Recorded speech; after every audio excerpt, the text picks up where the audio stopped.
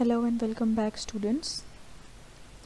I'm here with another very informative video about internal audit. लेकिन ये video start करने से पहले I'd request you all that please like this video and subscribe my channel. Okay, now let's start with internal audit.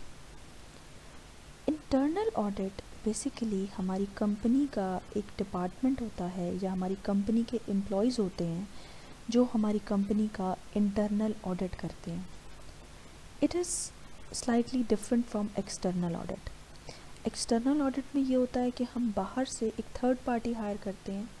Basically share holders एक third party higher करते हैं जो कि आके हमारी कंपनी का, हमारी मैनेजमेंट का हमारी फाइनेंशियल स्टेटमेंट्स का आके ऑडिट करते हैं. ठीक है, बट इंटरनल ऑडिट में ऐसा नहीं होता. इंटरनल ऑडिट में हमारी अपनी कंपनी के जो एम्प्लॉयज़ होते हैं वो कंपनी की ईच एंड एवरी ऑपरेशन पे उसकी लॉज, रूल्स, रेगुलेशंस, उसकी कॉरपोरेट गवर्नेंस पे पूरा चेक एंड बैलेंस रखते हैं. वो उसको चेक करते रहते हैं और सजेशंस देते रहते हैं कि कहाँ पर इम्प्रूवमेंट की ज़रूरत है. So this is known as internal audit. अच्छा, इंटरनल ऑडिट की एज सच कोई लीगल या कोई बाय लॉ रिक्वायरमेंट नहीं होती.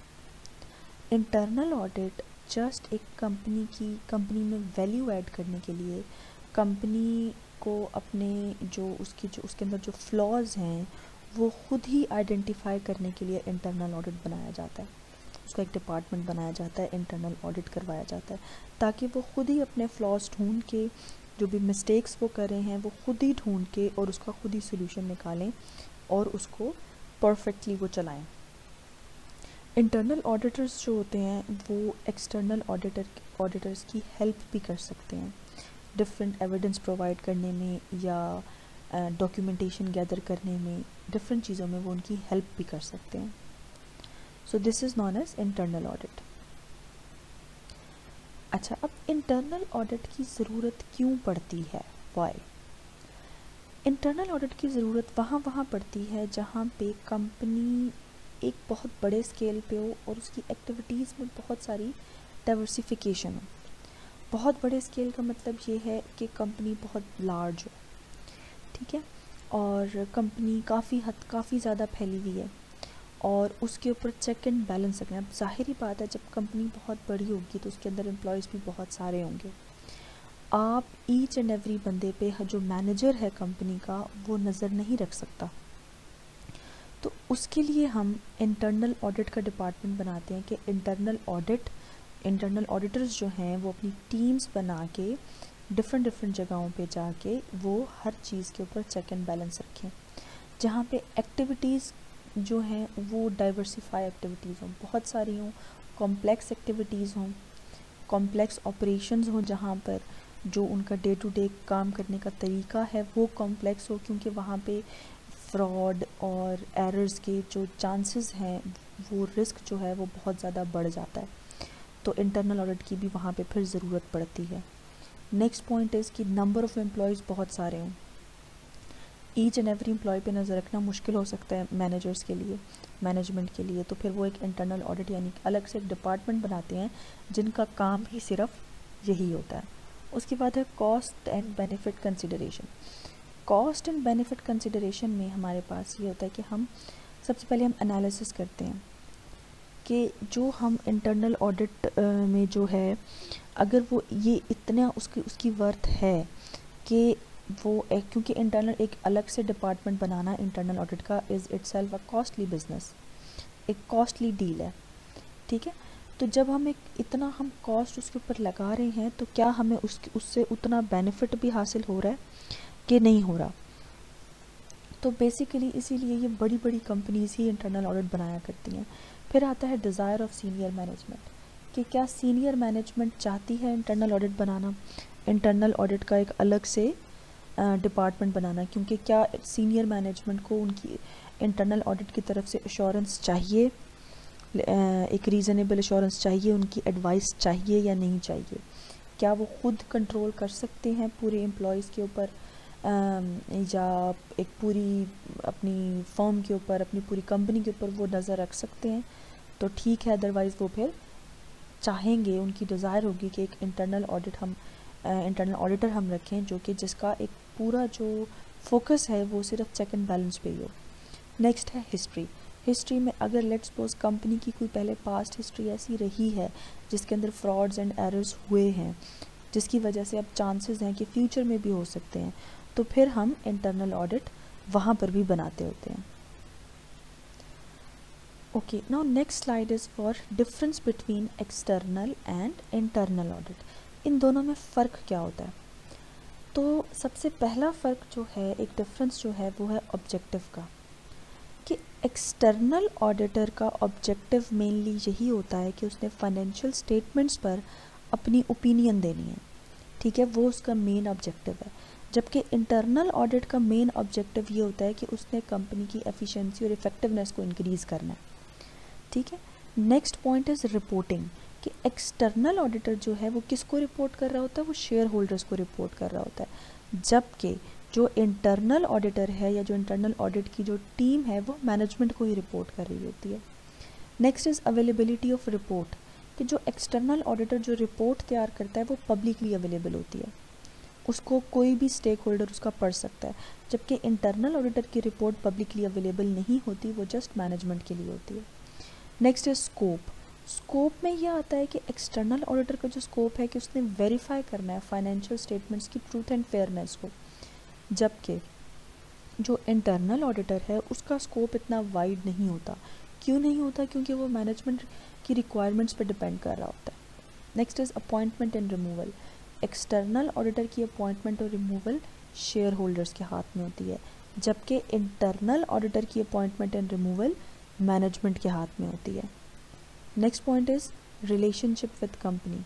External auditor must be independent, उसका कोई रिलेशन कंपनी के साथ नहीं होना चाहिए, जबकि इंटरनल ऑडिटर का इटसेल्फ, क्योंकि वो खुद एक कंपनी का एम्प्लॉय है, तो कंपनी के साथ रिलेशनशिप तो उसका ऑटोमेटिकली बन जाता है। नेक्स्ट स्लाइड इज़ फॉर की एक्टिविटीज़ या की रोल्स फॉर इंटरनल ऑडिट, के इंटरनल ऑडिटर का की एक्टिविटीज़ या की रोल्स उसके क्या होते हैं।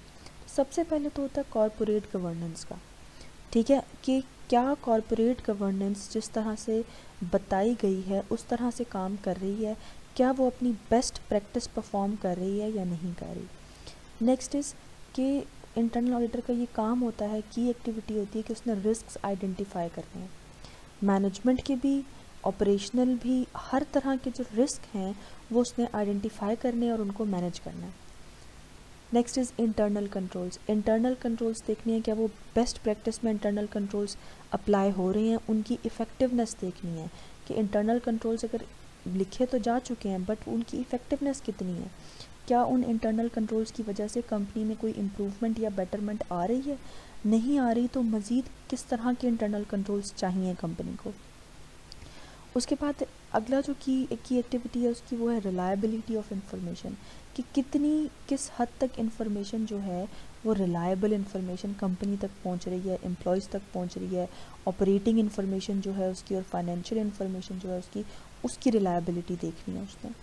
Next is value for money. Value for money में जैसे हमारे पास 3 E's आ जाते थे, जिसमें इकोनॉमी, एफिशिएंसी एंड इफ़ेक्टिवनेस, तो इन 3 E's को हमने इंटरनल ऑडिटर ने उसके ऊपर नज़र रखनी है और देखनी है कि वो अकॉर्डिंग टू 3 E's कंपनी ठीक काम कर रही है, रन सही कर रही है कि नहीं कर रही, ऑपरेशंस जो हैं उसके वो 3 E's किस से चल रहे हैं या नहीं चल रहे।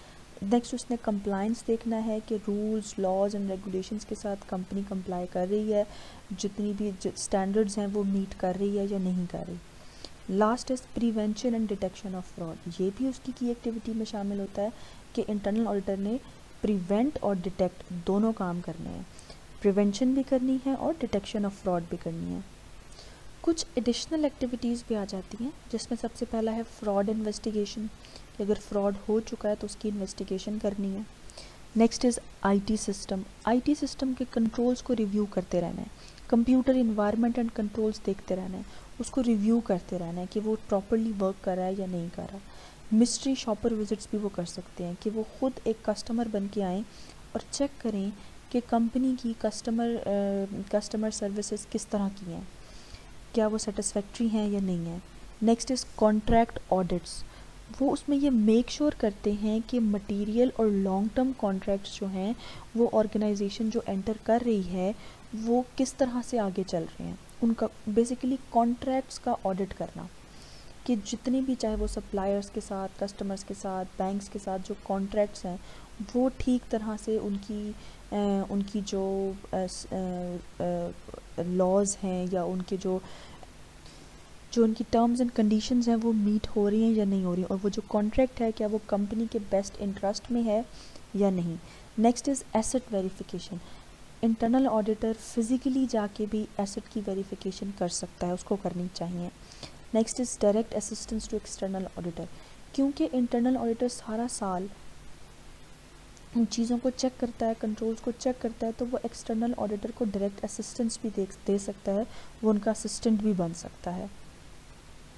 एक अच्छे इंटरनल ऑडिटर की या इंटरनल ऑडिट डिपार्टमेंट की जो कुछ क्वालिटीज़ हैं वो ये हैं कि सबसे पहले सफिशेंटली रिसोर्स्ड, उसके पास रिसोर्सेज हर तरह के अवेलेबल होने चाहिए, चाहे वो उसके एम्प्लॉयज़ हों या कोई सॉफ्टवेयर हों या टेक्निकल उसके कुछ रिसोर्सेज हों, वो सब उसके पास अवेलेबल होने चाहिए, तभी वो एक अच्छा इंटरनल ऑडिट परफॉर्म कर सकेगा। नेक्स्ट इज़ वेल ऑर्गेनाइज्ड, उसके जो टीम है, टीम मेंबर्स हैं, उसके अंदर जो वर्क प्रैक्टिसेस हो रही हैं वो सब वेल ऑर्गेनाइज्ड होनी चाहिए। उसके बाद है अपॉइंटमेंट, कि इंटरनल ऑडिटर की जो अपॉइंटमेंट होती है वो हमेशा ऑडिट कमेटी करे। अगर ऑडिट कमेटी करेगी तो इंटरनल ऑडिट की क्वालिटी जो है, जो उसकी ऑडिटर की जो क्वालिटी है वो इम्प्रूव हो सकती है। नो ऑपरेशनल वर्क, जैसे एक्सटर्नल ऑडिटर कोई ऑपरेशनल वर्क परफॉर्म नहीं कर सकता, सेम उसी तरह इंटरनल ऑडिटर भी ऑपरेशनल वर्क परफॉर्म नहीं करेगा, बिकॉज अगर वो परफॉर्म करेगा तो फिर उसके ऊपर एक वो